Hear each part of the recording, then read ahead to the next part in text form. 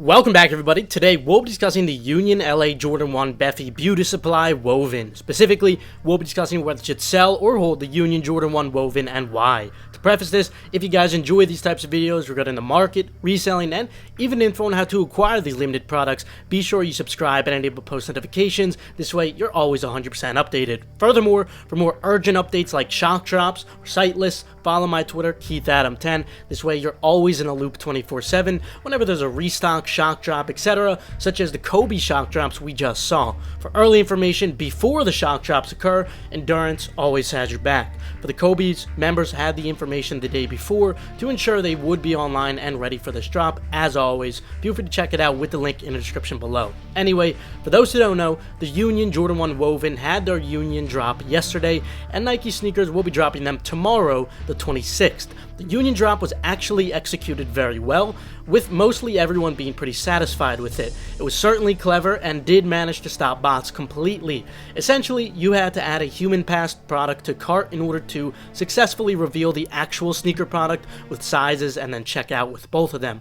We never saw this before, and it worked to perfection to say the least, allowing manual users to cook. So, once again, Union conducted a solid drop that I hope other retailers do take note of. And next, we have Nike sneakers with about 30,000 pairs that still have yet to release.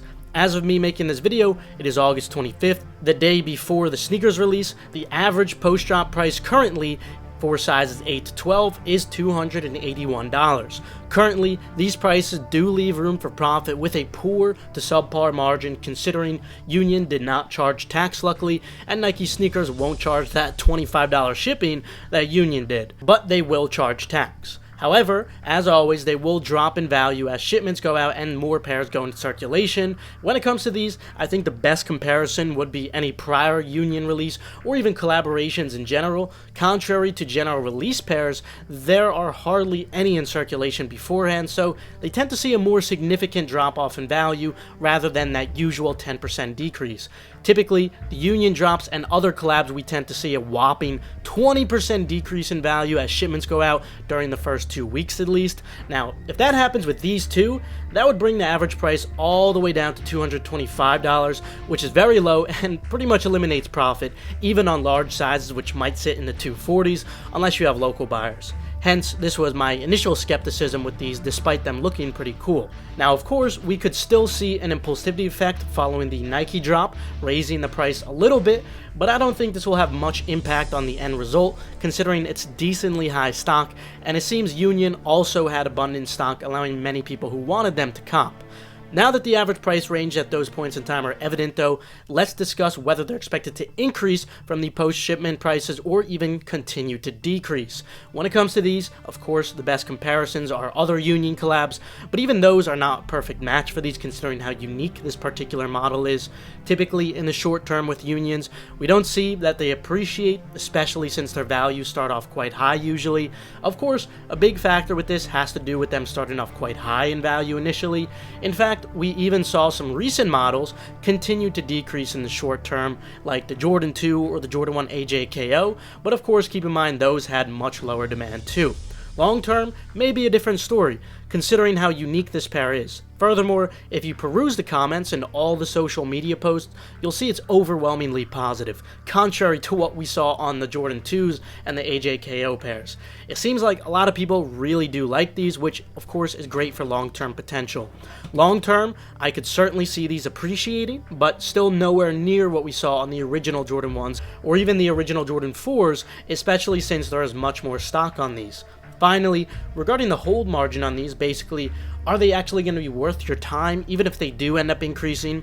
Well, in the short term, I'd say mostly not. Like other Union collabs, they likely won't see any notable increase for at least 6 months or more. Long term, I could see them appreciating, yes, but still not to absurd values.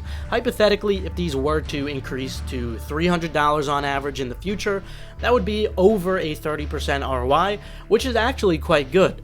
However, not all of you are going to get your pairs at that trough that we're calculating at. Perhaps some of you guys who cop from Nike will get shipments very quickly while the average is still around $270 or more. In that case, the ROI would not be ideal at about only 10%. You're better off parking that money in an index fund. Hence, my suggestion would differ depending on whenever you receive your pairs as these prices continue to fall.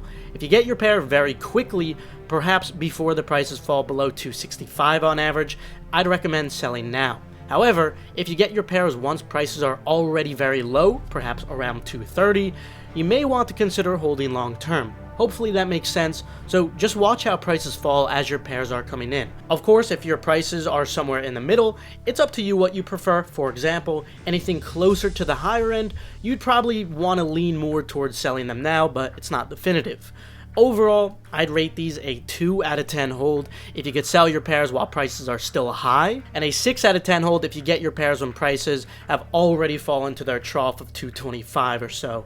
You'll probably have prices somewhere in the middle, which would still make these overall slightly below average at 4 out of 10. So, not terrible, but still not an ideal hold. So it really does depend on when you get your pairs, and I wanted to clarify this because I know that Union takes a really long time to ship pairs often. Meanwhile, Nike sneakers, for a lot of people, your pairs could arrive instantly, and these two release dates are really close to each other, so I just wanted to clarify that there is a big difference here. Also, just a note in general for any item, even if you have planned to hold these, first, you should never hold anything if you don't have sufficient capital to go for as many drops as possible at your full potential without holding back. If you need money to go for all drops, sell these as soon as possible before more go into circulation.